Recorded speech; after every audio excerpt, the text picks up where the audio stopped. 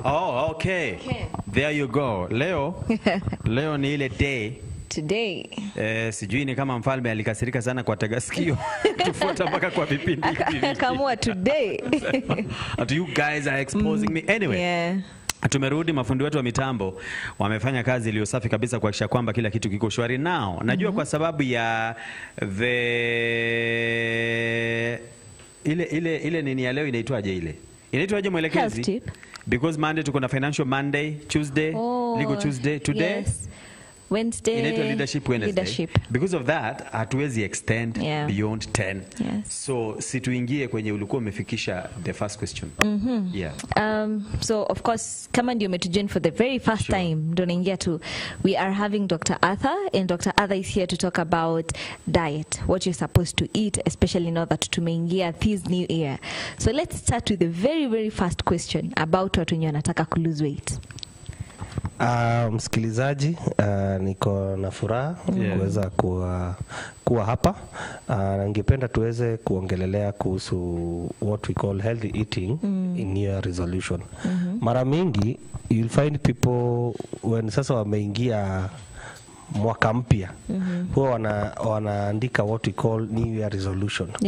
Na one of the things you'll find people made bad decision maybe in December and in January, if you search your most popular social media or the browsers, the most popular is lose weight. And people have New Year's resolution huwa wanaandika wish list yao, lose weight, eat healthy food, drink a lot of water, do physical activity. Na ninajua kuna mtu ninataja list yake ambayo ameandika. But for now, if you go to a lot of gyms ambazo ziko, watu wamejaa sahi.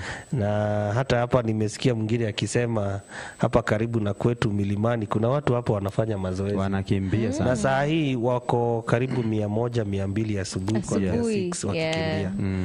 Lakini utanotice by the time tunafika mwezi wa 3, hao 200 watakuwa wamereduce kwa 50.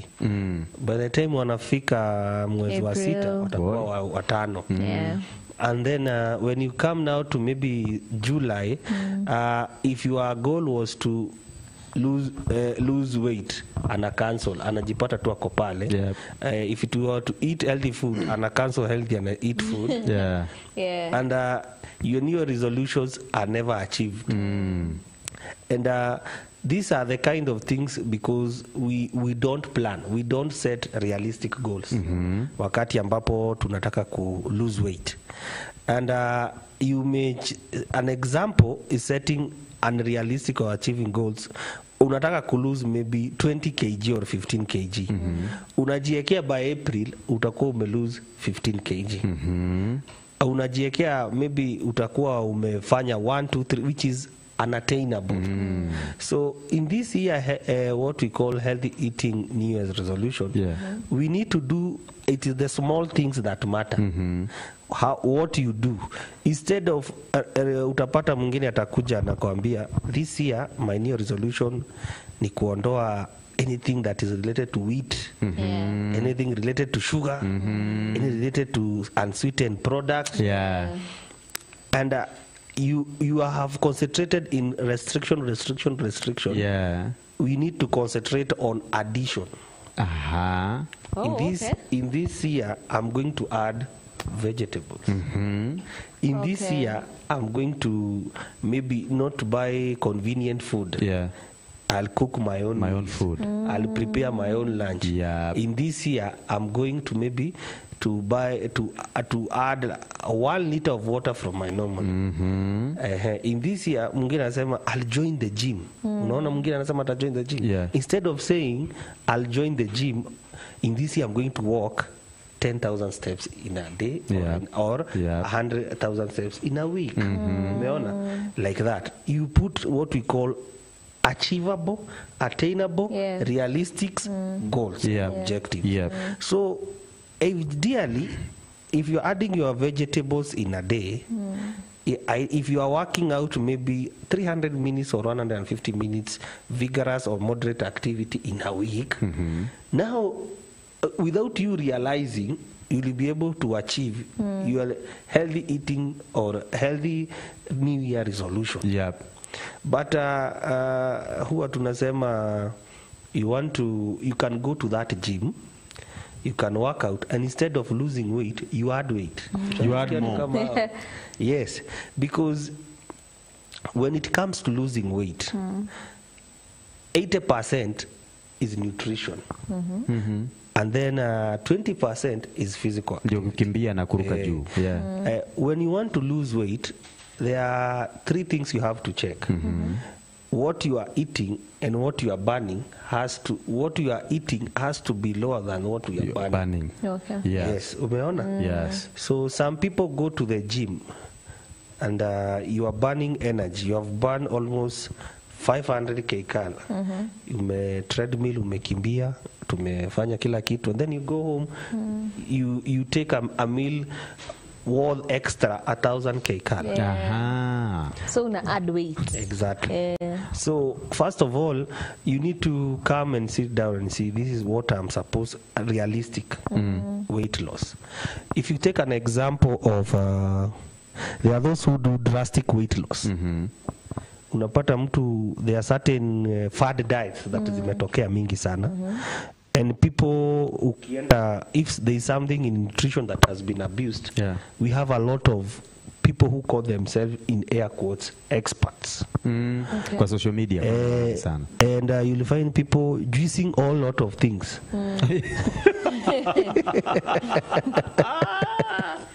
I was a member. All of those things. Ideally, if you restrict your body from taking certain energy, you are going to lose weight. There is no magic in that one. Sindio?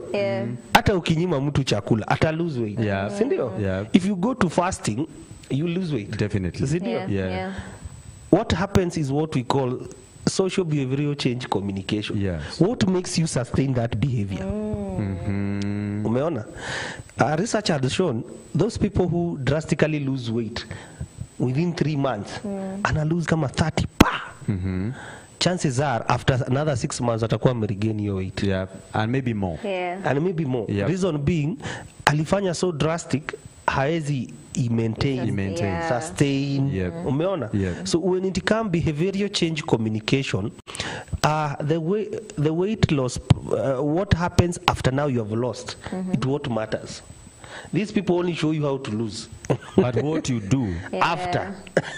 Oh, it's the real deal. You go back to your normal lifestyle, then you go back here. Will you still be doing the same thing? Doctor say, acha nikae vile niko. Sasa niko sawa sasa. Let me eat whatever I want. That's why you need you find those, there are those that maybe those people who have extra weight ambao we cannot lose normally. So there's something we call calorie deficit that has to be followed. So those calorie deficit, we say, okay, you're getting 2,000 kcal in a day. Let's do 1,500. Sasa tunamuonesha. So kama ni asubuhi, maybe you're used of getting 2 eggs, maybe you get a mandazi. Let us be realistic. Mandazi, kangumu ama mkate. This is what our household do. Na sana sana ukiangalia our household, maybe mtu anakula, majority of us don't take breakfast.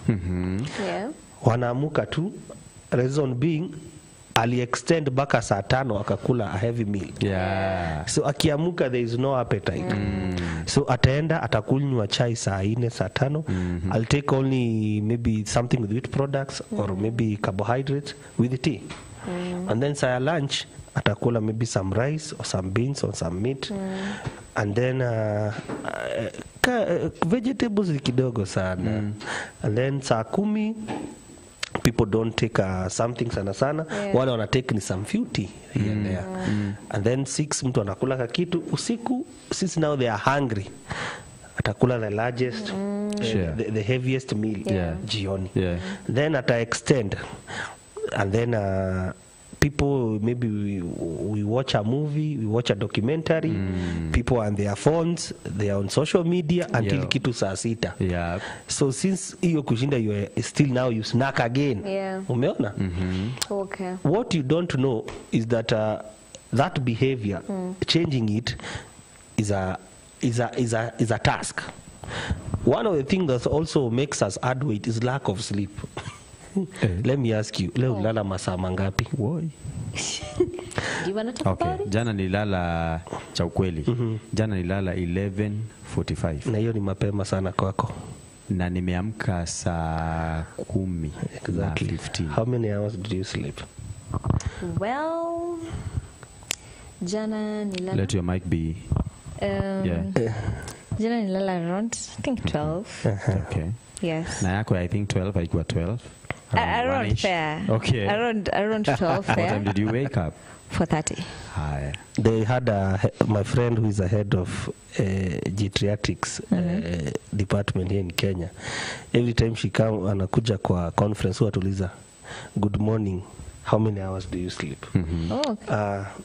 The cause of dementia and maybe adding weight and people having what we call negative mental health is lack of sleep. Lack of sleep, I think, need to be diagnosed as a disease for now. And let me ask. I thought people say that people who sleep a lot add a lot of weight. When you sleep, you enter a fat burning mode stage. Okay. Really? And when you sleep, you're able to be able to work harder. Have you ever asked yourself, your colleagues, mwingine anakuja tu asubuhi, tantrums here and there, like the one you are talking in the morning show. If you find you out, they have never slept well. Oh, okay. We really ask, tunauliza mtu tu, ulilalaje? Vizuri. Unafaa muulize, ulilala masaa mangapi? At least 7 to 8 hours is quite important. Switch off your phone, switch off any dim your lights. Yeah. Wacha kila lala. You realize even your brain development will improve.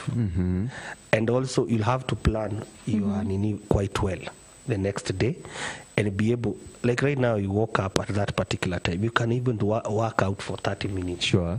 In the morning you'll be able to plan your meal. But when you wake up at 4, you haven't slept, you are doing something, planning for your next day will be a challenge. And that is why you see, by the time you are sleeping at 12, utajipata you are snacking. And you won't, utasema mimi sikunywangi chai ya asubuhi. So what will happen, you are skipping your meals. And what happens to you skipping your meals? You'll find yourself, the heaviest meal you are taking during between 6 to 8:30. Because now sasa ndio umesikia njaa vizuri. If you had your heaviest meal in the morning, you'll be able to utilize it. Right now you are working during the day. Yeah. Exactly. Yeah. Yes. So when it comes to losing weight, we have different people who have different what we call categories. We have a BMI which is normal. Between 18.5 to 24.9. So those are the green level. We have those who are overweight.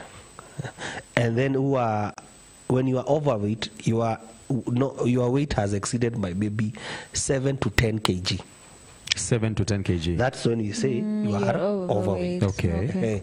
Then when you are obese, your weight, we have 3 categories of obese. You have obese class 1, obese class 2, now obese class 3, which by WHO classification has been classified as morbid obesity, which is a disease. Yes. So obese class 1, you have kg from the normal 15 and above. 10 to 15 kg. Okay. Obese class 2, 15 to 20 kg. Above your weight. Above your weight. And obese class 3, it is any kg above 20. Your best class 3. Yes. So those particular 4 people, 4 classifications, they can't lose the weight the same. Sure. Umeona? Agreed. Okay. So this person Agreed. requires a plan on how they are going to lose weight. So we encourage them, usione mtu mwingine ameenda gym na wewe unaenda and then you are not getting the same results. Umeona mwingine ameanza kufanya sijui keto, mwingine intermittent fasting na wewe unaanza. If this person who doing intermittent maybe want to lose 30 to 40 kg, wewe unafaa ku lose 5, you now lose from the normal, you go to underweight. Right. So skinny. So there is that ideal body weight that you are supposed to have. Mind you, yes, maintaining normal weight is okay, but going to also to underweight level, it's not good. It's not good. You are susceptible to diseases. It's not good. So we need to strike a balance. So for when it comes maybe to overweight, that one we can encourage to lose at least half a kg per week. Okay. And that is 2 kg per month. That's okay. Makes a lot of sense. So these ones we can do caloric deficit, whereby utakuja chini, sit with a registered dietitian, say these are my goals. First of all, we'll come take you to a lab, we take your lipid profile, we take your HB1C, we check everything is okay, and then we take your weight for monitoring and evaluation. Then we strike your 24-hour recall. What do you normally take? So we'll write it down. Then we come up with a meal plan or a feeding plan that you are going to follow. Then we are going also to check what are the behaviors inachangia wewe ku add weight. Some of the behaviors we have said maybe sleep, lack of physical activity. Now there is a difference when it comes to physical activity. It is categorized as 3. We have physical activity, which is body movement, by creating energy expenditure. And then we have exercise. There's a difference between physical activity and exercise. Exercise is something that is planned, structured, and repetitive. Kama kwenda gym. Exactly. So physical activity is walking, you walking, moving, lifting things kwa nyumba, doing those physical activity. Kwenda kutembea kwa stairs. But exercise has 3 definitions: planned, structured, repetitive. Okay. Umeona? Okay. So if you don't say I'm going to nini nafanya exercise, hapana. No, hiyo ni physical. Hiyo ni physical activity. Sports has a reward. It is planned, structured, has spectators and has a reward. Oh yes. Umeona? Oh yes. So you can engage in. We usually encourage physical activity increase your physical activity and also at least have an exercise. Yes. So those are the kind of things we tutakaa na wewe chini tuweze kuangalia. Jambo lingine tuangalia your type of food you are having. So we may increase, there are those foods that what make us add weight is not carbohydrates. It is not fat. It's insulin. What a hormone called insulin. So explain hapo mimi sijui kunaendaje. Inakusumbuanga nayo. Now, if you are, there's a hormone that is called insulin. Yes. Insulin, kazi yake ni kuregulate high sugars in our blood. Sure. So insulin, when you have taken ugali, you have taken chapati, you have taken rice, it converts the glucose hiyo chapati ugali itasiagwa vizuri pale kwa mwili yako. Inaposiagwa itakuwa sukari, the glucose, the fuel in our body. The body will take what it needs. Maybe you are unalima, maybe unatembea. It will take what you have. It needs. And then it will take them to the muscle cells. What it is not needed, it has a wallet. Wallet yake inaitwa liver. Ita convert ikuwe kitu naita glycogen. Yes. Itaweka pale. So after a few times ione, hey, wallet yangu imejaa. The glycogen now. Glycogen. Okay. So wallet yako ikijaa, wewe unapeleka wapi pesa? Si kwa mifuko ingine? Hapana, kwa M-Pesa ama bank. So your bank is your skin. Yes. So the glycogen has to be converted to fat. And that is why you see people, when you start adding weight, you don't add the weight from the back. You start from the central obesity, where the liver is treated. Kwenye wallet iko. Now after that, now itaanza kuongezeka, inaenda kwenda. Umeona? So insulin converts glucose to glycogen, glycogen to Now, lipids, fats and lipids. And then they are stored there. So for you to lose weight, it's very easy. You have to convert this lipid, iyo mafuta, to glycogen, then glycogen to glucose. We reverse. Okay. Yes. How do I reverse it now? Very nice. That is why we have different processes. We have caloric deficit, time restriction, and then unasikia kuna ingine wanaitanga keto. It has, those two things have to be done by professionals. And that is why we are here, to be able to explain. People have gone to Google, have gone to different media, YouTube, TikTok. Unapata mtu amefuata mtu ambaye alifuata kwa mwingine. We are individually made. That's why I'm explaining. Type A anaweza funzwa afanye hivi. Wewe unapata akifanya hivyo. Na unaanza.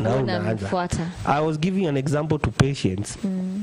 When you find a diabetic patient who is not taking certain amount of protein, we have restricted because he has a renal failure disease, ako stage 4, maybe CKD.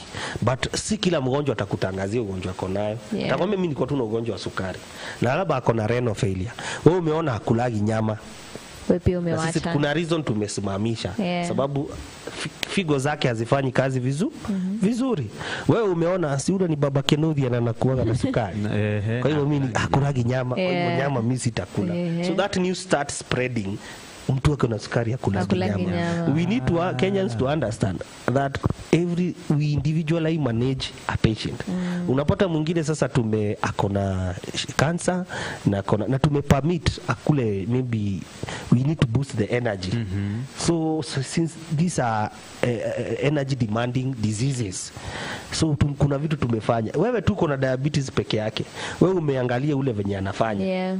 Let us all learn to go to have an individualized care. The same case comes to weight loss. Vile kamiti anawaka, labda tuseme mjengo, labda Rachel anawaka kwa ofisi. Umeona vitu kama hizo. Your energy requirements are different. Huyu ana lift vitu mingi, so ana need energy. So kuna vitu tutapermit. So when Rachel sees committee eating something, tuko kwa clinic moja, kwani tunafanya. That's what happens. So when it comes to losing weight, let us not follow the fat diets. So that we need to reverse from breaking the fat to glycogen to that. One, through exercise. Inasaidia sana. But now, when you exercise, it's quite important. Your exercise need to be 30 to 45, moderate or too high intensive. Kuna watu wanaenda gym, unakaa tu chini. So for you to, it has to be 30 minutes. There is something we call like Krebs cycle, ambayo ina break hiyo sasa inakuja inaingia hapo. Ina break inarudi. So it has to be moderate to high intense. So unaweza, si lazima iende gym, unaweza kimbia, you can jog. That one is okay. You can take a skipping rope to do at 100. Inaendelewa kababu kwa wale ambao hata uwezo wa kwenda kwa gym. The other thing you can do is caloric restrictions, deficit. Umezoea kukula slice 5 ama 6 ya mkate asubuhi, reduce to 3, then to 1. How are we going to cover your deficit? By adding something that does not have a lot of calories. That's why tunasema ni wangapi asubuhi wanaamuka wanaeka tumboga hapo. Ni wangapi asubuhi wanaamuka wanaeka maybe let's say chapati ya yata instead, ama kukula ugali ya brown ama number 2 wakati ule. That's why it releases kidogo kidogo. And then also for you it is all okay to take, not to avoid skipping meals kama uko kwa overweight stage. Lakini kwa hawa wengine tuta reduce ile deficit, because unaona ule anafaa ku lose 15 to 20 kg. So that whenever you have a caloric deficit, your body will burn that fat, will convert that stored fat to glycogen and then to glucose. For an overweight person, for wale obese. But for overweight tunaweza fanya ile ya half kg per week kwa replace na vegetables. So that is, people need to understand.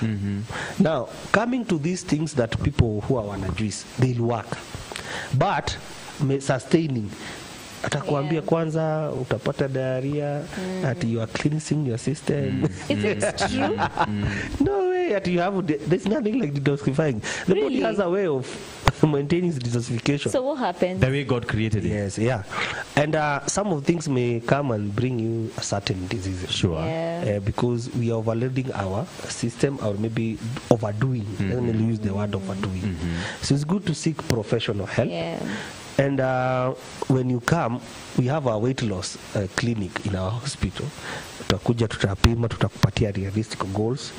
And that is when nutritional counseling is quite important. We know what you do. We know how much you earn. How much you are capable of getting. Yes. We have a problem. An example is something that is coming up used for those kids that are autistic. Or maybe having we call it keto diet. Keto, I cannot advise somebody to do keto if you're not earning more than 50,000 and above. Because it's hard to sustain? Yes, it is expensive. Okay. It is quite expensive. So you go to TikTok, you find a lot of Western people are doing. Their food security is quite okay. Very. An example of keto, maybe you are doing, maybe you when it comes to keto, they want to utilize of using animal protein and using what we call polysaturated fats. Kama unatumia olive oil. A liter of olive oil is 2,000. Yes. A liter. And how many of you, kama sisi tukiulizana, wangapi wamekula nyama kila siku? Umeona? So you're supposed to get exactly. So wewe umekimbia. As a matter of fact, you make a mistake in keto, you add double the weight. Really? Yes. So you shouldn't start. You need to get some of them will come, oh, mimi niliwekwa kwa intermittent fasting, nikafanya kichwa inaniuma kila saa. You first of all, you went to do intermittent. You never know what will happen. There's a flu that we are going to have. You haven't balanced your electrolytes. You haven't considered if you are working in a high impact environment that it requires your mental capacity to be at par 100%. There are people who can, you see, that's why even when we are doing fasting, that's why I like the way it is done. You can do Daniel fasting. You can take some water. There are people who doing dry fasting, and that you need to be checked for diseases first. So it's quite important to be able to be guided by a health professional on how to do it. So healthy eating, when it comes to New resolution, plan, set goals that are realistic. Tumefanya vizuri, unaweza sema kuanzia sasa siku anabeba maji. Sasa acha ninunue chupa ya maji ya 2 lita na make sure imeisha. Kuanzia kama hii mwaka nilikuwa na assume ninaishi Barnabas or somewhere within across the town. Nitakuwa nikishukia maybe place kama Kiondo, alafu na walk baka pale because umeona vitu kama hiyo, you walk somewhere inakusaidia. Nitasema if you go to your workplace, maybe there is a lift. Sindio? Ile ya kupandisha watu. Let me take the stairs. Nimezoea, you know, when you do convenient food in the workplace, especially those people work in the office, we have a tendency mama wa kutuletea chakula. So unasikia kwanza chips imenuka kwa ofisi mzima. All of a sudden. Hata unasema niletee. So just sema kwa hii mwaka I'll buy a food tin. Nitakuwa nikipika nyumbani, I cook healthy meals, ninabeba. You'll find when you prepare meals at home, they are quite healthy. You'll put some legumes. Not me. Because he's not going to do it. Not me. Kuna fruits pale, kuna kumebeba to lentils, some vegetables, utakuweka. And it will cost effective for you. That is true. If you are maybe having, you'll be sleeping at 12. Mimi nataka nikupe challenge leo. Lala by saa 3. I will. And then every morning, I will. Every morning ask yourself, how many hours have you slept? And set an alarm to kuonesha. You know, sometimes, even me, like 2 months ago, I had a problem before I met my friend. Aliniambia, usually anatuambia set an alarm. Ebu hiyo saa 6 saa 7 set alarm, ukiona inakwambiaga 2-3 hours. 3 hours to sleep. Yes. Na bado hauruhusu. And 20 seconds. And 20 seconds. Sema we. na ukienda bado kakitu tuko nakusumbua. So this year set sema nitakuwa nikilala. You can start even 5 hours. Usiendelee hii useme nitalala 8 hours. Uta sustain something that is sustainable. Yeah. This year you can also say I'll be buying my groceries. Vitu kama hizo. Unajitengenezea rather than having those. Make sure also say this year I'll visit a clinic to have my body checked for cervical cancer, for prostate cancer. Make sure this year at least nimepimwa sukari. Unaweza kuangalia nasema this year tapimwa sukari, naweza kuangaliwa my blood pressure, my weight, niweze kuangalia to monitor. So at least your new resolutions that can be achievable.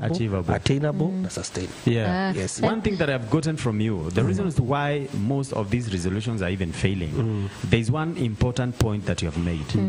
Nimekuja nimeona Rachel doing something.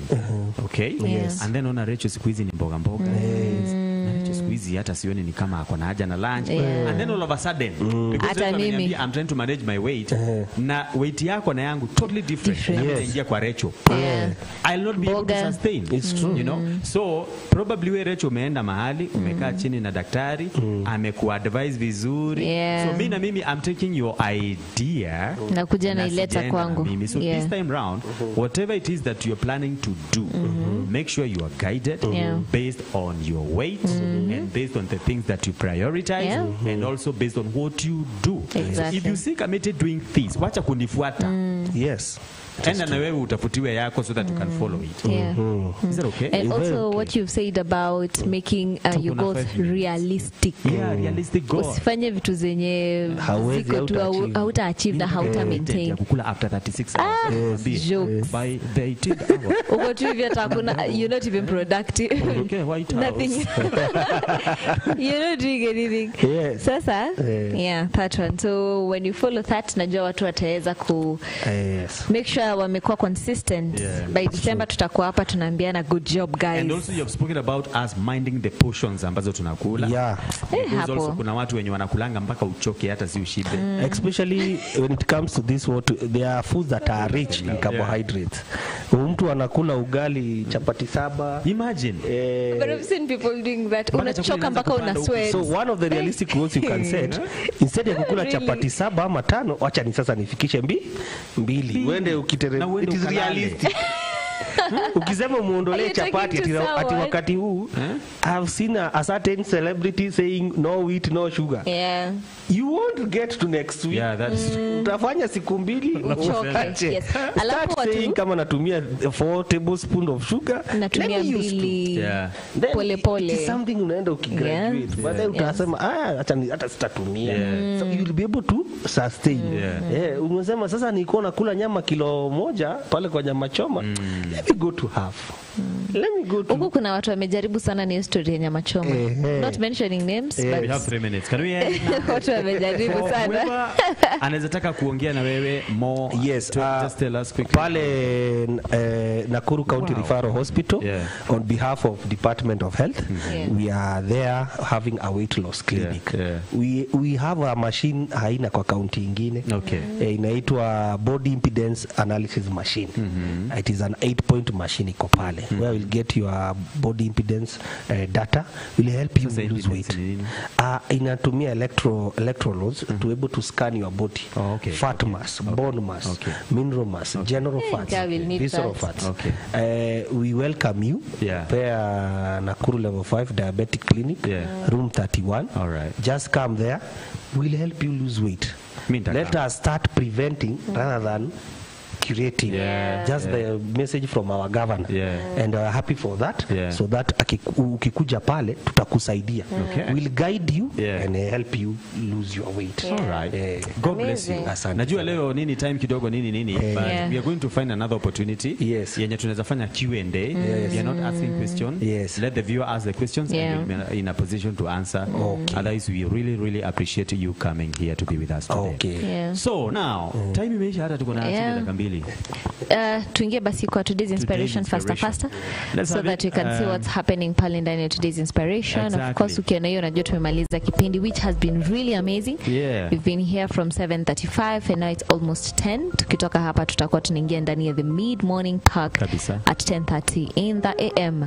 Shine your light at all times. You never know who you are leading out of the dark. Yeah, shine your nice. light at all times. You never know who you are leading out of the dark. Hashtag Blessed Wednesday. Na ndani ya today's inspiration is my very good name. Kesho ni Thursday. It's going to be an amazing day. And now may the grace of our Lord Jesus Christ and the love of God and the fellowship of the Holy Spirit be with us now and forevermore.